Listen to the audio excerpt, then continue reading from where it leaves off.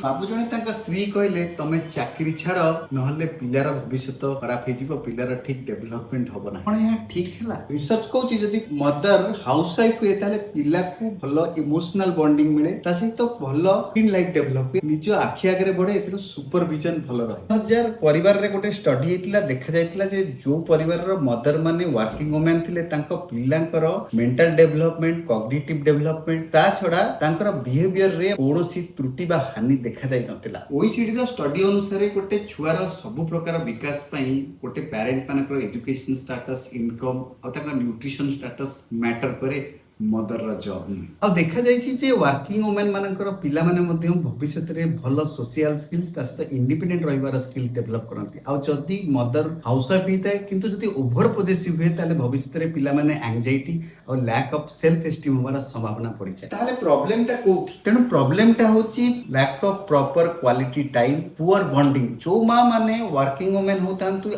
आउ 6 मास आगरु शिशु को छाड़ी की पळांती से मानकर पुअर बॉन्डिंग देखा जाए आ छड़ा जदि पेरेंटाल स्ट्रेस रहे किंबा जदि मदर आ फादर को भितर झगड़ा रहे भल रिलेशन रहे तेरे शिशुर विकास ठीक से हुए ना तेणु पिलार ओभरऑल विकास कौन दरकार बोथ पेरेंट्स घर को आसी निज पर्सनल काम छाड़ी मोबाइल रे टाइम वेस्ट न करी पिला एटलिस्ट 1 आवर भल क्वालिटी टाइम दबा दरकार लव क्वालिटी टाइम आ गाइडेंस गोटे फुल टाइम मदर कौन ओपिनियन कमेंट करो।